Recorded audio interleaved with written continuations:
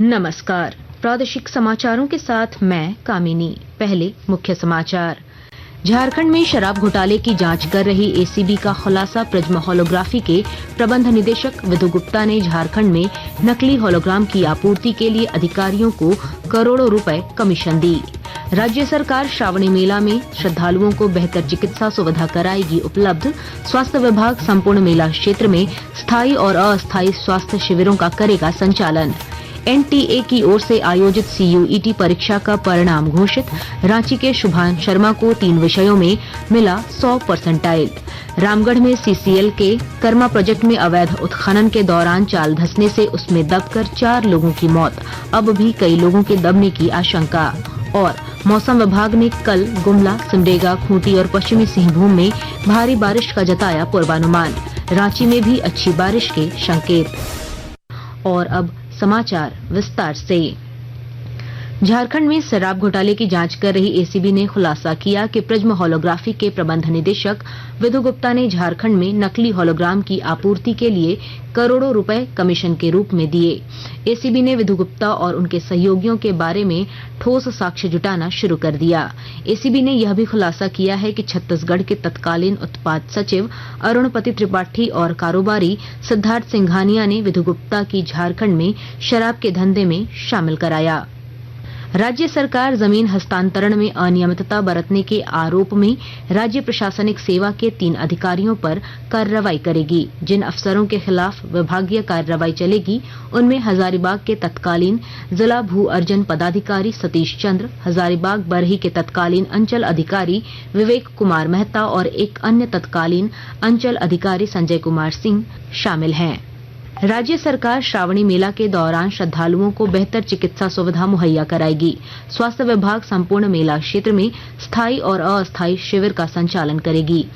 देवघर जिले के civil surgeon doctor Yugal Kishore Chaudhary ने बताया कि श्रावणी मेला के सफल संचालन के लिए अलग अलग प्रभारी भी नियुक्त किए गए हैं। इस बार श्रावणी मेला जो देवघर में है आयोजित, इसमें स्वास्थ्य विभाग की तरफ से मुकम्मल व्यवस्था कर ली गई है, जिसमें शिविर, परमानेंट शिविर रहेंगे। कुछ चिन्हित आपात स्थिति के लिए अस्पताल में बेड चिन्हित है। 24 घंटा डॉक्टर प्रतिनियुक्त रहेंगे। हर जगह एम्बुलेंस की व्यवस्था रहेगी। दवा इतनी भी जरूरत है, ऑक्सीजन का है, जिस तरह का भी परेशानी किसी भी आने वाले जो है कांवरिया इनको नहीं होगी। और इस बार स्वास्थ्य सुविधा कांवरियों को बहुत अच्छी तरह से दी जाएगी। पूर्वी सिंहभूम जिले के कदमा स्थित एडीएल सोसाइटी स्कूल में केंद्र सरकार की ओर से छात्रों को विज्ञान प्रदर्शनी के लिए प्रदान की गई राशि के गबन का मामला सामने आया है। छात्रों और अभिभावकों की शिकायत पर पूर्वी सिंहभूम के उपायुक्त कर्ण सत्यार्थी ने जांच के आदेश दिए हैं। विद्यार्थियों ने बताया कि योजना के तहत नामित छात्रों को प्रोजेक्ट निर्माण के लिए 10,000 रुपए दिए जाते हैं, लेकिन उन्हें 1,500 से 2,000 रुपए ही प्रोजेक्ट निर्माण के लिए दिया जाता है। रामगढ़ जिले के मांडू प्रखंड क्षेत्र के कुजुओपी के महुआ टुंगरी में सीसीएल के कर्मा प्रोजेक्ट में अवैध उत्खनन के दौरान बीती रात चाल धंसने से उसमें 8 से 10 लोग दब गए, जिसमें 4 लोगों का शव बरामद किया गया। इस घटना में मृतकों की संख्या बढ़ने की संभावना है। ये सभी अवैध उत्खनन कर रहे थे। जिन मृतकों के शव बरामद किए गए हैं उनमें वकील करमाली, सुगिया करमाली, मोहम्मद इम्तियाज उर्फ लालू और निर्मल मुंडा शामिल हैं। आकाशवाणी के ताजा तरीन समाचारों के लिए आप हमारी वेबसाइट newsonair.gov.in पर लॉग ऑन कर सकते हैं। ताजा समाचार X handle @AIR news alerts और Facebook page All India Radio news पर भी उपलब्ध है। आप प्रादेशिक समाचार एकांश के एक्स हैंडल @AIR न्यूज_रांची और Facebook page Akashvani news Ranchi, Instagram page तथा YouTube channel AIR news Ranchi पर भी हमारे बुलेटिन सुन सकते हैं।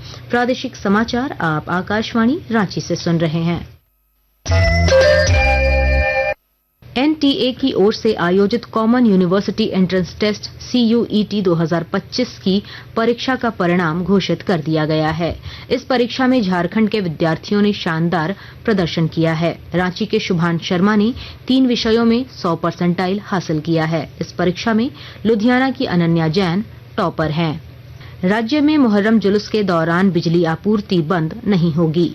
झारखंड बिजली वितरण निगम ने मुहर्रम जुलूस के आयोजकों और जनता से सतर्क रहने और नियमों का पालन करने का आग्रह किया है। इधर विधि व्यवस्था बनाए रखने के लिए हजारीबाग जिले के विभिन्न क्षेत्रों में निषेधाज्ञा लागू की गई है। वहीं धनबाद में मुहर्रम को शांतिपूर्ण तरीके से संपन्न कराने के लिए जिले को कतरास, धनबाद, चिरकुंडा, तोपचांची, झरिया, गोविंदपुर एवं टुंडी जोन में बांटा गया है। सभी जोन में जोनल दंडाधिकारी एवं पुलिस पदाधिकारी मौजूद रहेंगे। सिमडेगा जिले में खेलों को बढ़ावा देने और ग्रामीण युवाओं की खेल प्रतिभा को निखारने के उद्देश्य से गांवों में सिद्धो कान्हू युवा खेल क्लब की शुरुआत की जा रही है और जानकारी दे रहे हैं हमारे संवाददाता।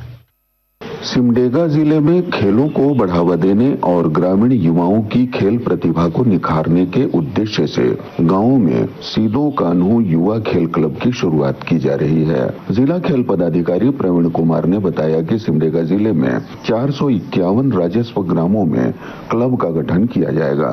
अब तक 180 गाँवों के लिए आवेदन दिया गया है। उपायुक्त कंचन सिंह ने सभी चयनित गाँवों में समय से क्लब का गठन कर विभाग को सूचित करने के लिए कहा है। मनोज कुमार सिन्हा, मनु, आकाशवाणी समाचार, सिमडेगा।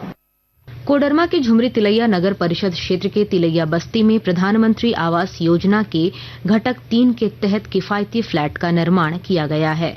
80 किफायती फ्लैट में 50 फ्लैट की बुकिंग पूरी हो चुकी है, जबकि 30 परिवार गृह प्रवेश कर रहने भी लगे हैं। लाभुकों ने प्रधानमंत्री नरेंद्र मोदी का आभार जताया है।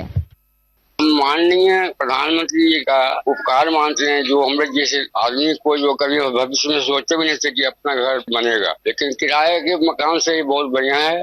अभी बहुत अच्छा से हम लोग खा रहे हैं, जी रहे हैं। पहले से जिंदगी अच्छा कट रहा है और ऐसा कोई दिक्कत नहीं है अभी। और जब से ये फ्लैट मिला है तब से वही है कि अपना है, जैसा भी है, छोटा हो बड़ा हो, अपना है।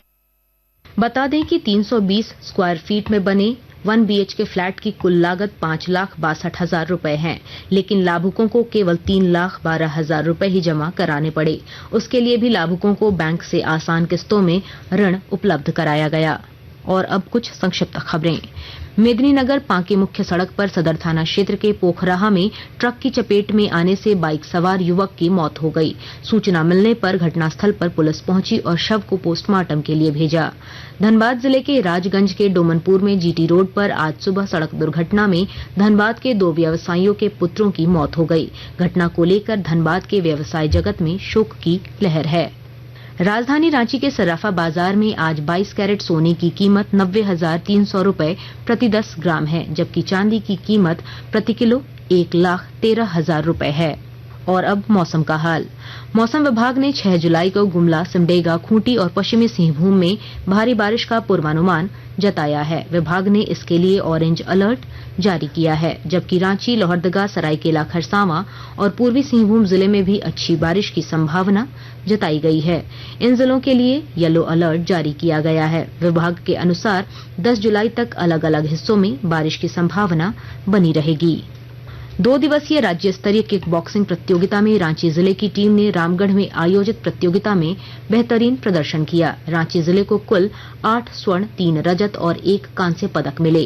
रांची जिला किक बॉक्सिंग के अध्यक्ष विनय सिन्हा दीपू ने सभी खिलाड़ियों और कोच को बधाई दी है।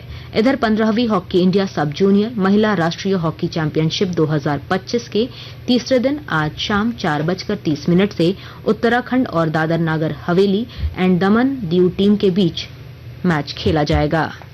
अंत में मुख्य समाचार एक बार फिर। झारखंड में शराब घोटाले की जांच कर रही ACB का खुलासा। प्रिज्म होलोग्राफी के प्रबंध निदेशक विधु गुप्ता ने झारखंड में नकली होलोग्राम की आपूर्ति के लिए अधिकारियों को करोड़ों रुपए कमीशन दी। राज्य सरकार श्रावणी मेला में श्रद्धालुओं को बेहतर चिकित्सा सुविधा कराएगी उपलब्ध।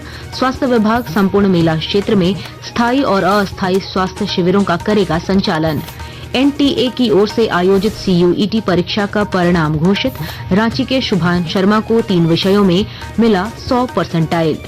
रामगढ़ में CCL के कर्मा प्रोजेक्ट में अवैध उत्खनन के दौरान चाल धंसने से उसमें दबकर 4 लोगों की मौत, अब भी कई लोगों के दबने की आशंका। और मौसम विभाग ने कल गुमला, सिमडेगा, खूंटी और पश्चिमी सिंहभूम में भारी बारिश का जताया पूर्वानुमान।